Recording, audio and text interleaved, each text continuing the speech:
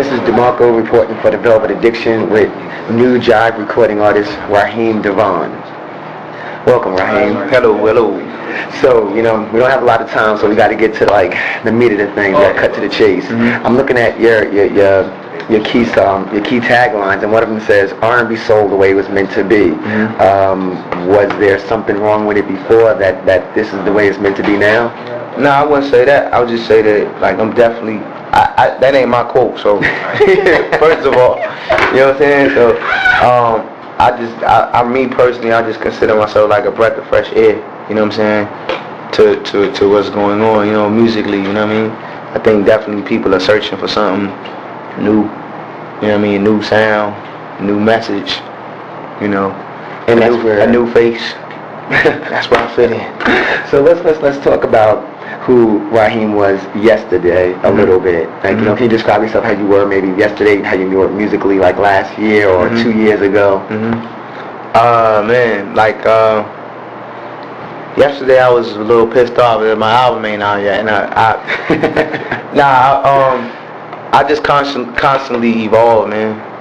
You know what I'm saying? So I definitely. I think in the last 3 years I've embraced my hustle, you know what I'm saying? The hustle in me, and I have a lot of fun with it. I enjoy having fun with it, you know what I'm saying? And going out, meeting the people, and winning them over, you know what I'm saying?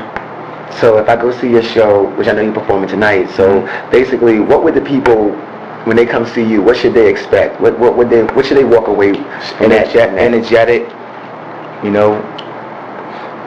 people feel like it's energetic. You're gonna feel like maybe like you're having deja vu. You know what I'm saying? And you may in some act, depending on how long I perform and stuff like that. Like you might see one of the best shows you've seen in a minute. You know what I mean? So that's just what I bring to the table. I'm very comfortable with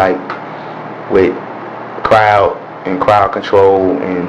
You know what I'm saying? So I'm looking very forward to performing tonight. You know what I'm saying? In New York, in Madison Square Garden. You know what I'm saying? I'm looking forward to that. That's pretty cool. Well, tell us a little bit about your backstory, where you're from musically, how you grew up on music. I'm originally from Orange, Jersey. I grew up in Maryland, Washington D.C. metropolitan area. My musical background stems more from my father. You know what I'm saying? Then my mom had a lot of dope records and stuff. My father, Abdul Wadu, is classically trained. You know what I mean? Was a child prodigy, playing the cello. I just enjoy music, man. You know what I'm saying? I'm a music lover. I have a passion for the art, and I just developed over the years enjoying my passion. Are you happy with the state of music today? I think it's a lot of dope music out there. I'm more unhappy with the state of radio. Why, how the whole thing is set up. You know what I mean? I am in the business of making money as well, so I understand. You know what I'm saying? One side of me understands that it's a catch-22, but I look forward to the days of radio where people can just play what they like to play. I think that's what's so dope about XM radio, for example, which is odd. I'm the #1 requested artist on the soul stations. You know what I mean? And the stations that play, I guess, what you consider my genre of music.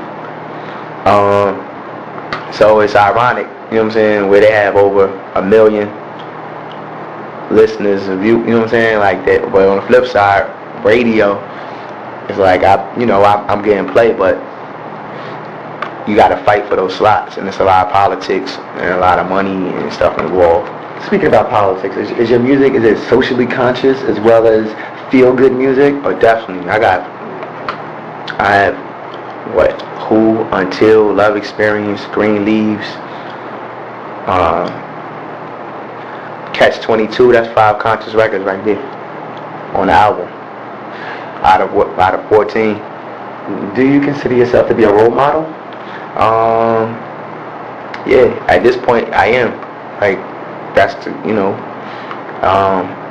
and unfortunately, what I do, it's going to be a reflection upon the people that surround me and the people that look up to me. That's the, you know what I'm saying, that's the game that we choose, you know what I'm saying, as artists. So you gotta be conscientious of stuff that you do. You know, I'm still human, you know what I mean? But I'm conscientious of the fact, I go out to the schools and stuff like that when I'm home. I look forward to going out, doing it nationally, doing some type of national campaign eventually, hopefully, you know what I'm saying? Did you write a large portion of your album? I wrote my whole album. Oh, I wrote all the lyrical content on my project, and I vocally arranged the whole album. I co-produced one song called Breathe, and it's cool. As long as I'm able to do it, I'll do it. You know what I'm saying? Like, was that one of the things when you came to the table upon your deal, like you really thought, boy, I need to write my album? Nah, I didn't have to. All the songs that I came to my deal with are on the album, so I didn't really have to fight for it. That's one of the beauties about Jive, is that they deal with art. A lot of the artists are self-contained. Even the artists that they may not necessarily write their songs, they're self-contained in terms of like the choreography and that type of thing, if that's their thing. Whatever it is that they do, whatever it is that they're selling, their selling point, they usually self-contained doing it. You know what I mean? If you really look at all the artists that are signed here, and it's been like that for years. Tribe Called Quest, Too Short. You know what I'm saying? Like a lot of the early artists, KRS-One. You know what I'm saying? Then you look at like Justin Timberlake or NSYNC. You know what I'm saying? R. Kelly. Even the acts that have been inherited. You know what I'm saying? Anthony Hamilton, self-contained. You know what I mean? Like, so that's the beauty of it. You know what I'm saying? Where you can kind of just like turn your project in.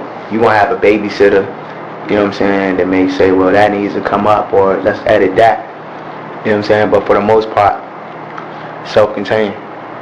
Now, I'm looking at this flyer, and I kind of read your bio, and it's something interesting. You say on stage while you're performing, there's an artist that's also painting as well. Yeah. That's something new and fresh. Can you kind of explain the whole idea? It's dope, like, you know, just a visual art show. The more my shows increase and there's a budget, you know, this is a promo tour, so I'm still limited on stuff that I want to do. But like, you can definitely expect a visual art show with my performance, you know, hand to hand. I have a lot of interesting things I want to do, you know what I'm saying, to bring color to the songs, you know what I'm saying. So that's just, you know, when, you know, people paying $20, $30, $50, $100 for tickets, they should be able to get a good show, not only vocally, but somebody that's just not going to just like kind of bore you out, you know what I'm saying? That's pretty cool. So, okay, just last question, I guess then. So where do you see yourself tomorrow? Man, like a lot of music in a short amount of time, hopefully, you know, good music, timeless music. You know, whatever accolades come with that, I'll take those, you know what I'm saying, maybe doing some acting and stuff of that nature, and continue to just be a activist musically, you know what I'm saying,